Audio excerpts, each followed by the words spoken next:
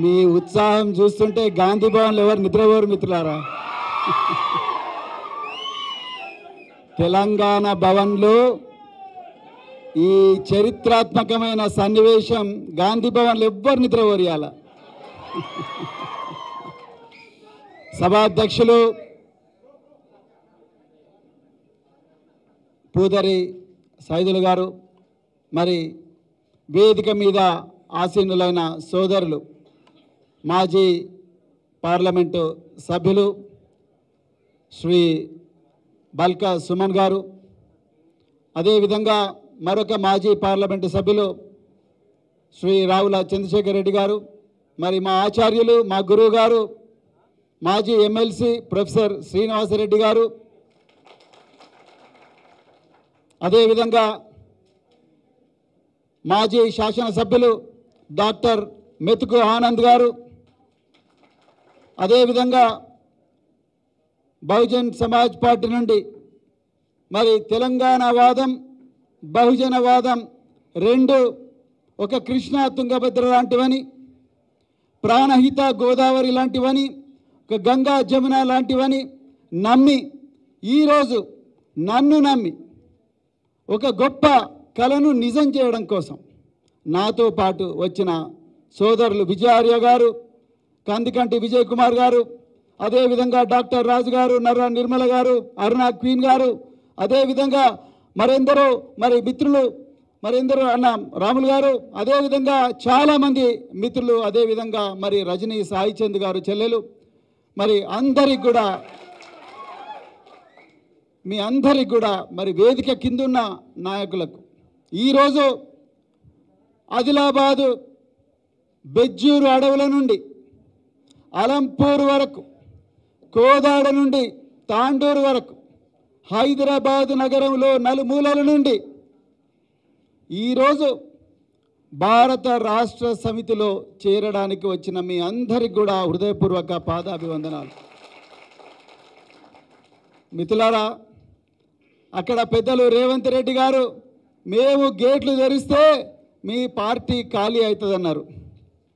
అయ్యా రేవంత్ రెడ్డి గారు, మీరు గేట్లు తెరిస్తే అక్కడ వచ్చినాయి గొర్రెలు,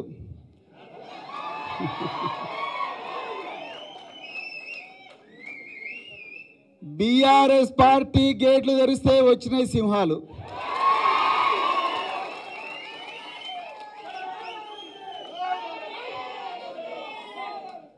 ఇది వాస్తవం మిత్రులారా. తెలంగాణ ఇక్కడ ఉన్నది, నిజమైన తెలంగాణ ఇక్కడ ఉన్నది, అవునా కదా? అక్కడ తెలంగాణను మోసం చేసిన వాళ్ళు అక్కడ ఉన్నారు. తెలంగాణ ఉద్యమాన్ని తాకట్టు పెట్టి ఆస్తులు అక్రమంగా సంపాదించుకున్న వాళ్ళందరేమో అక్కడ గేట్లు దోసుకొని పోతున్నారు. ఇక్కడ ఒక కొత్త తెలంగాణను నిర్మించడం కోసం ఇక్కడికి వచ్చిన వాళ్ళందరూ ఇక్కడ ఉన్నారు మిత్రులారా.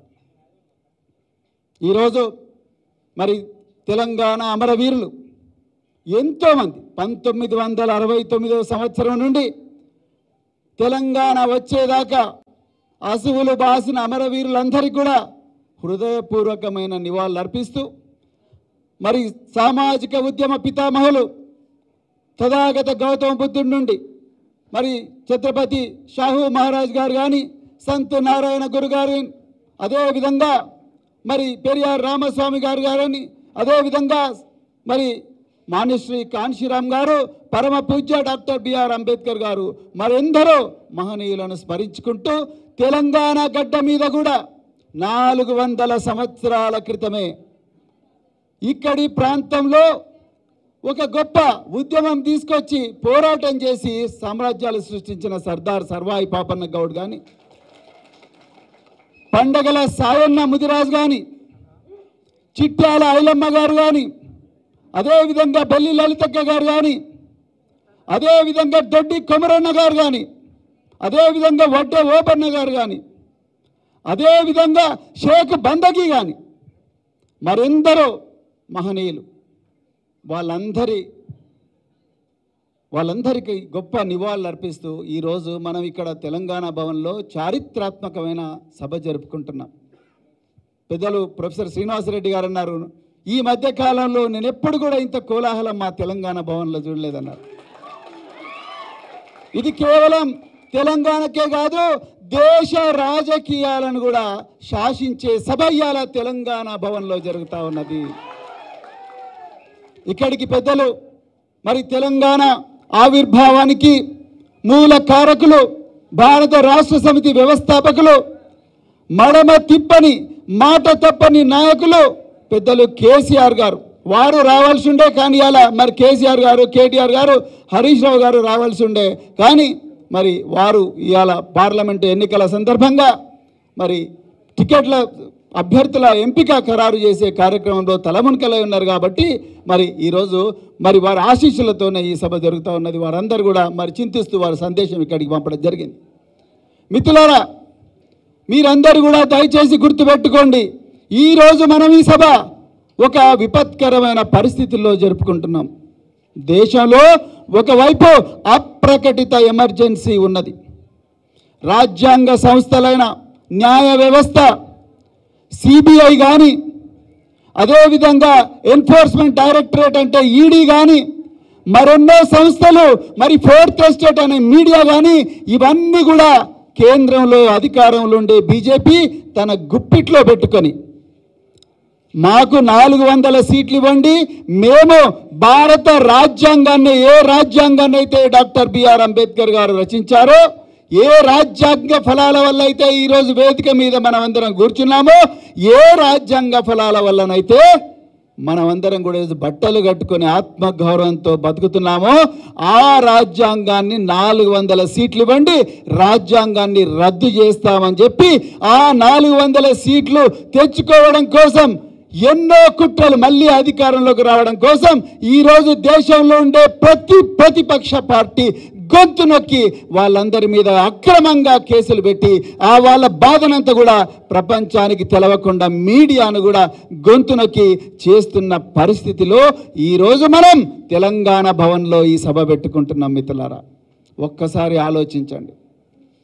అదేవిధంగా రాష్ట్రంలో కాంగ్రెస్ పార్టీ మేము 6 గ్యారంటీలతోని ఈ రాష్ట్రంలో ప్రజలందరికీ కూడా ఊరట కలిగిస్తామని పచ్చి అబద్ధాలు చెప్పిన కాంగ్రెస్ పార్టీ ఇవాళ మరి తెలంగాణ సచివాలయంలో కొలువు తీరింది. మిత్రులారా, 2500 రూపాయలు ప్రతి మహిళకి ఇస్తామన్నారు.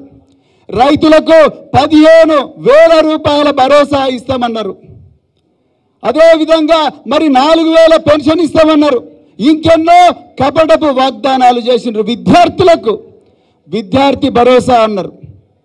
మరి వస్తున్నాయా మిత్రులారా? ఇవన్నీ కూడా రావట్లేదు. కరెంటే పోతా ఉన్నది. నీళ్లు లేక రైతన్నలు కన్నీరు మున్నీరుగా విలపిస్తున్నారు. వాళ్ళ కన్నీళ్లు తుడిచే నాదుడు లేడు. అడిగిన వాళ్ళందరి మీద కేసులు.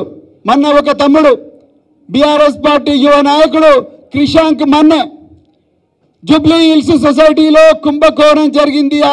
ఆ సొసైటీలో కోశాధికారిగా ముఖ్యమంత్రి గారి సోదరుడు ఉన్నాడని ఒక్క ట్వీట్ చేసినందుకే దౌర్జన్యంగా ఆయన ఇంటికి పోయి ఆయన సెల్ ఫోన్ గుంజుకొని ఆయన మీద కేసు పెట్టి ఆయనను వేధిస్తున్నారంటే దౌర్జన్యం ఎంత ఘోరంగా ఉన్నదో మీరు ఒక్కసారి ఆలోచించండి. ఈ కాంగ్రెస్ పాలనలో అలాంటి విపత్కరమైన పరిస్థితుల్లో ఈరోజు మనం ఈ సభ చేసుకుంటున్నాం.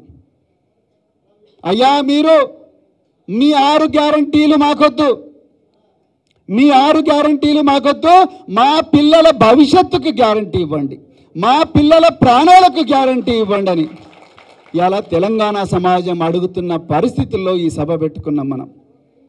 భువనగిరిలో వైష్ణవి భవ్యశ్రీ అని ఒక 2 అమ్మాయిలు, అక్కడ ఉన్న ప్రిన్సిపాల్ వేధింపులు భరించలేక ఒక్కటే రోజు మధ్యాహ్నం బడికి పోయి చదువుకొని డాక్టర్లు కావాల్సిన పిల్లలు ఆ రోజు మరి ఉరి పెట్టుకొని చనిపోయినరు. ఎందుకు ముఖ్యమంత్రి గారు అక్కడికి వెళ్ళలేదు? ఒక్కసారి ఆలోచించండి. సూర్యాపేటలో, ఇమాంపేటలో వైష్ణవి అనే మరొక అమ్మాయి పాఠశాలలోనే ఉరి పెట్టుకున్నది. మరొక అమ్మాయి పాఠశాలల్లో వేధింపులు భరించలేక హైదరాబాద్లో హయత్ నగర్కి వచ్చి ఉరి పెట్టుకున్నది. ఒకటే పాఠశాలలో. బోధనలో ఇంకొక అమ్మాయి చనిపోయింది. ఎవరు ఈ అమ్మాయిల తల్లిదండ్రుల గోస? తీర్చేవాళ్ళు లేరు.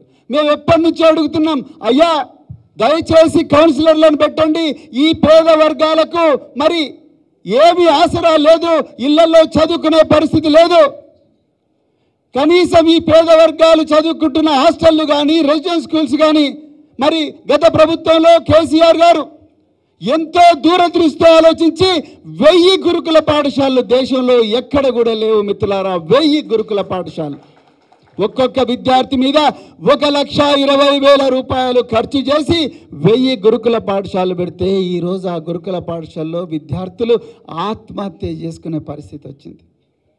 నిన్నగాక మొన్న జగిత్యాలలో ప్రభుత్వ పాఠశాలల్లో ఉండే అమ్మాయిలు అబ్బాయిలు డ్రగ్స్ గంజాయి మత్తులో ఉండి 14 సంవత్సరాలకే పెళ్ళిళ్ళు చేసుకునే పరిస్థితి వచ్చింది. ఎప్పుడన్నా ఊహించినామా తెలంగాణలో? చదువుకునే వయసులో పిల్లలు చదువుకొని అక్షరాలు నేర్చుకొని ఆటలు ఆడుకొని పాటలు పాడుకొని అమెరికా దాకా వెళ్ళి ఆస్ట్రేలియా దాకా వెళ్ళి లండన్ దాకా వెళ్ళి తల్లిదండ్రులు ఎర్ర బస్సులో ఎక్కలేని తల్లిదండ్రులు పిల్లలు ఎయిర్ బస్సులో ఎక్కాలని ఆనాటి గత ప్రభుత్వం గురుకుల పాఠశాలలు కేసీఆర్ గారి నాయకత్వంలో పెడితే ఈరోజు ఆ పాఠశాలలు ప్రభుత్వ పాఠశాలలు గంజాయి కేంద్రాలుగా మారిపోయినాయి. ఎక్కడి నుంచి వస్తుంది గంజాయి? అదే గంజాయి తాగిన పిల్లలను కిడ్నాప్ చేసి కొంతమంది ముఠాలు అదే జగిత్యాల నుంచి హైదరాబాదు మహానగరానికి తరలించి ఆగర్భ శ్రీమంతులు చేసుకునే రేవ్ పార్టీలలోకి పిల్లలను తీసుకొస్తున్నారంట. ఇందుకోసమేనా మరి కాంగ్రెస్ ప్రభుత్వానికి మనం అధికారం ఇచ్చింది? ఒక్కసారి ఆలోచించండి. ఏమైందయ్యా రేవంత్ రెడ్డి గారు, మీరు అధికారం వచ్చిన మొదటి రోజునే మీరేం చెప్పిండ్రు? తెలంగాణను డ్రగ్ ఫ్రీ తెలంగాణ చేస్తామన్నారు. ఇవాళ అదే తెలంగాణలో అక్షరాలు నేర్వాల్సిన బిడ్డలు, పుస్తకాలు పట్టుకొని చదువుకోవాల్సిన పిల్లలు, వాళ్ళ భవిష్యత్తును మార్చుకోవాల్సిన బిడ్డలు ఇవాళ బ్రౌన్ షుగర్ గంజాయి డ్రగ్స్తో మరి ఈరోజు మత్తులో కూరుకొని పోయి ఉన్నారు. ఎక్కడ పోయింది మీ డ్రగ్స్ ఫ్రీ తెలంగాణ? కేవలం మాటలకు మాత్రమే మీరు పరిమితమయ్యారు. ఇది తెలంగాణ. ఈ సందర్భంలో మనం తెలంగాణ భవన్లో ఈ సభ జరుపుకుంటా ఉన్నాం. మిత్రులారా, మీరు ఒక్కసారి ఆలోచించాలి. మిత్రులారా, బహుజనవాదం తెలంగాణవాదం రెండు వేరు కాదు. ఈరోజు సోదరులు బల్క సుమన్ గారు చాలా చక్కగా సోదాహరణంగా తన జీవితాన్నే ఉదహరిస్తూ మరి ఆనంద్ గారు, మెతుకు ఆనంద్ గారు వారి జీవితాన్ని ఉదహరిస్తూ ఈరోజు చాలా చక్కగా చెప్పడం జరిగింది. మిత్రులారా, తెలంగాణ ఎందుకు వచ్చింది? తెలంగాణ ఉద్యమం తరతరాలుగా దశాబ్దాలుగా తెలంగాణ ప్రాంతం అణచివేత గురైంది. తెలంగాణలో ఉండే సహజమైన అమాయకత్వాన్ని ఆసరగా తీసుకొని నాటి ఆంధ్ర ఆధిపత్య పాలకులు తెలంగాణకు రావాల్సిన నీళ్లు కానీ నిధులు కానీ నియామకాలు కానీ చేపట్టకుండా తెలంగాణ జీవనాన్ని మొత్తం శిథిలం చేసి తెలంగాణను వల్లకాడుగా చేస్తే ఆనాడు వచ్చింది తిరుగుబాటు ఉద్యమం, తెలంగాణ ఉద్యమం. అందువల్లనే తెలంగాణ ఈరోజు మరి టీఆర్ఎస్ పార్టీ నాయకత్వంలో, పెద్దలు గౌరవనీయులు కేసీఆర్ గారి నాయకత్వంలో మరొకసారి ఉద్యమం రూపుదిద్దుకొని ఈరోజు మనకు తెలంగాణ కళ సాకారం అయింది.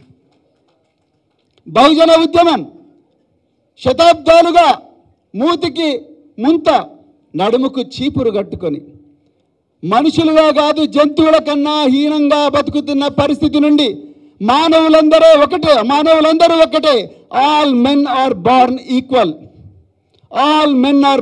ఈక్వల్ అన్న ఒక నినాదాన్ని బలంగా నమ్మి, ఒక మానవ విలువను బలంగా నమ్మి ఆనాటి నుండి 1984 వరకు ఎంతో మంది మహనీయులు ఈ సామాజిక మార్పు కోసం, సామాజిక న్యాయం కోసం, అందరికీ స్వేచ్ఛ ఉండాలి, అందరికీ సమానత్వం ఉండాలి, అందరికీ సమన్యాయం ఉండాలి, అందరూ సౌభ్రాతృత్వంతో బతకాలనే ఒక రాజ్యాంగ విలువల కోసం జీవితాంతం పోరాడి వచ్చిందే బహుజన వాదం. తెలంగాణ వాదంలో అణచివేతకు తిరుగుబాటు ఉంది, బహుజన వాదంలో కూడా అణచివేతకు తిరుగుబాటు ఉంది. అందుకొరకే నేను ముందట చెప్పిన కృష్ణా నది తుంగభద్ర నది ఏ విధంగా కలుస్తాయో సంగమేశ్వరం దగ్గర, అదేవిధంగా ప్రాణహిత గోదావరి ఏ విధంగా కాళేశ్వరం దగ్గర కలుస్తాయో బహుజన వాదం, తెలంగాణ వాదం కూడా ఆ విధంగా కలవాలి అన్న ఉద్దేశంతోనే మరి ఈరోజు ఇక్కడ మనం కూర్చున్నాం మిత్రులారా.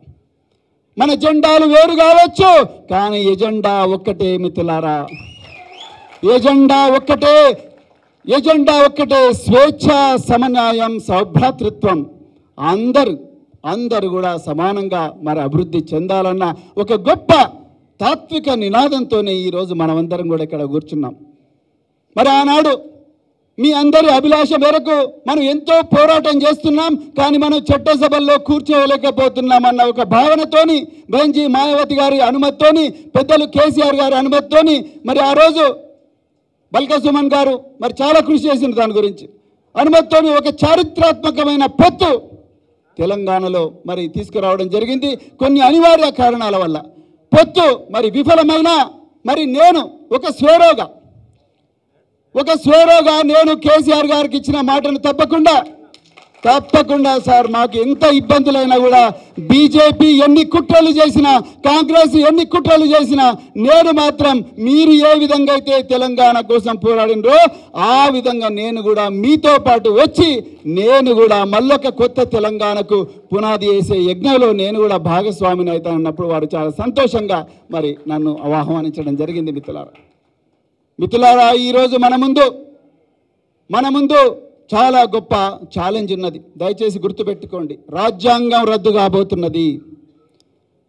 బాబాసాహెబ్ అంబేద్కర్ గారు, మహాత్మా జ్యోతిరావు పూలే గారు, మరెందరో మహనీయులు ఈ దేశం, ముఖ్యంగా బాబాసాహెబ్ అంబేద్కర్ గారు ఎంతో కష్టమించి తయారు చేసిన రాజ్యాంగం ఈసారి బీజేపీ అధికారంలోకి వస్తే రాజ్యాంగం రద్దు కాబోతున్నది. రాజ్యాంగం రద్దయితే మనకు రాజ్యాంగం ఇచ్చిన స్వేచ్ఛ, సమానత్వం, సౌభ్రాతృత్వం మొత్తం కూడా మంట కలిసిపోయే ప్రమాదం ఉన్నది. రిజర్వేషన్లు ఉండవు, ఉద్యోగాలు రావు, మళ్ళీ చీకటి రోజులు, మూతికి ముంత నడుముకు చీపురు కట్టుకొని మళ్ళీ వంగి పశువుల కన్నా ఘోరంగా బతికే పరిస్థితులు వస్తాయి. అందుకొరకే మనం గ్రామీణ ప్రాంతాల్లో మరి కఠోరమైన సైనికులుగా మారి, భారత రాష్ట్ర సమితి సైనికులుగా మారి, ఎక్కడంటే అక్కడ, ఎక్కడ వీలైతే అక్కడ పోయి మన రాజ్యాంగం ప్రమాదంలో ఉన్నది. మన రాష్ట్రం పోరాడి తెచ్చుకున్న తెలంగాణ రాష్ట్రం ప్రమాదంలో పడ్డది. బడేబాయ్ నరేంద్ర మోడీ గారు, చోటేబాయ్ రేవంత్ రెడ్డి గారు, వీళ్ళిద్దరు కూడా ఒకటే తానులో ముక్కలే.